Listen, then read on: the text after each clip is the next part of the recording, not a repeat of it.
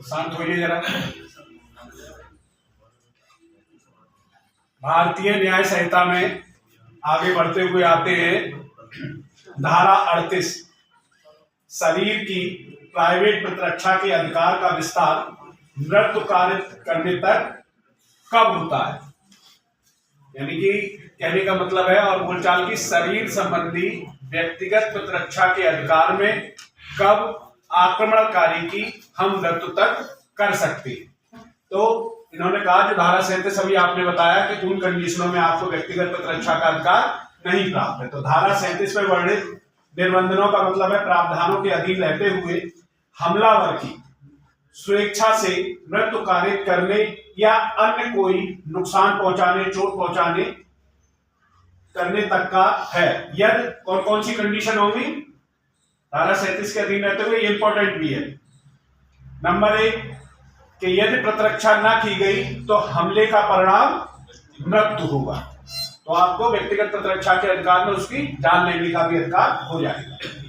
अगली बात कह रहे हैं कि यदि प्रतिरक्षा ना की गई तो हमले का परिणाम घोर उपाधि होगा। घोर उपाधि का मतलब है गंभीर चोट, हाथ टूट जाएगा, पैर टूट जाएगा, दांत टूट जाएगा, गंभीर चोटें जब आगे आएंगी तो उसमें बताया जाएगा। अगला आता है, तीसरी बात है, यदि प्रतिरक्षा ना की गई तो हमले का परिणाम बलात्संग यानी कि रेप, बलात्कार होगा, करने के आशय से किया गया हमला है। ऐसा हमला किया जा रहा है जिसका आगे वो बलात्कार करने के आशय से किया जा रहा है, तो उसमें व्यक्तिगत प्रतिरक्षा के अधिकार में आक्रमणकारी की या हमलावर की मृत्यु तक की जा सकती है। अगला घा आता है, प्रकृति के विरुद्ध काम तृष्णा यानी कि अननेचुरल सेक्स की तृप्ति के लिए आशय से किया गया कोई हमला है तो उसकी व्यक्तिगत प्रतिरक्षा के अधिकार में उसकी मृत्यु तक की जा सकती है। अगली बात आती है व्यापहरण यानी कि किडनैपिंग या अपहरण, एब्डक्शन करने के आशय से किया गया हमला। अगला है, इस आशय से किया गया हमला कि किसी व्यक्ति का ऐसी परिस्थितियों में सदोष पररोध जाने गलत तरीके से किसी को कहीं भी बंद कर देना, रॉन्गफुल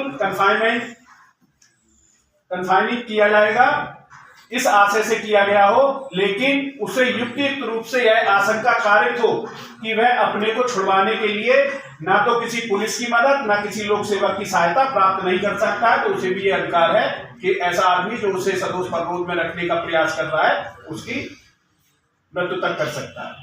अगला 6 है जो इस समय प्रचलित अपराधों में से बहुत आम है, जैसे अम्ल या एसिड फेंकने या देने का कृत्य या अम्ल फेंकने या देने का प्रयास करना, जिससे युक्तियुक्त रूप से यह आशंका कारित हो जाए कि ऐसे काम का परिणाम अन्यथा घोरपाती कारित होगा। और ये घोरपाती नहीं होती है, ये जिस लड़की के ऊपर तेजाब फेंका जाता है उसका पूरा जीवन बर्बाद हो जाता है। ये कोई मूवी भी आई थी, कौन सी मूवी थी, छपाक। तो इसे बहुत गंभीर माना गया है और ऐसे मामले में जो आप पे एसिड अटैक करना चाह रहा है किसी लड़की पे, उस लड़की को अधिकार होगा कि वह उसे मृत्यु तक पहुंचा सकती है अपनी व्यक्तिगत प्रतिरक्षा के अधिकार।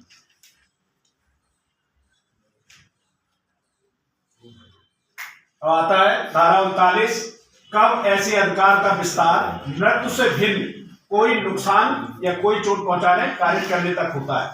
तो जो 38 में कंडीशन दी गई है जो अभी आपने जस्ट ऊपर पढ़ी, यदि अपराध धारा 38 में वर्णित भांतियों में से किसी भांति का नहीं है, उनके अलावे है कोई, अगर उनके अलावा है और उसमें प्राइवेट प्रतिरक्षा करनी है तब अन्य चोट पहुंचा सकेंगे, यानी कि उसको डंडा मार सकेंगे या हम जो भी अपने बचाव में यूज कर सकेंगे वो करेंगे। तो शरीर की प्राइवेट प्रतिरक्षा के अधिकार का विस्तार हमलावर की मृत्यु स्वेच्छा कारित करने तक का नहीं होता है, इसमें उससे कम चोट पहुंचाने का होता है। धारा 37 में वर्णित निर्बंधनों के अधीन रहते हुए हमलावर की मृत्यु के अलावा अन्य कोई चोट पहुंचाने तक का होता है। आता है धारा 40, शरीर की प्राइवेट प्रतिरक्षा के अधिकार का प्रारंभ होना और बना रहना। ये नेक्स्ट टाइम बताएंगे, अभी इतना ही समझिए। ओके।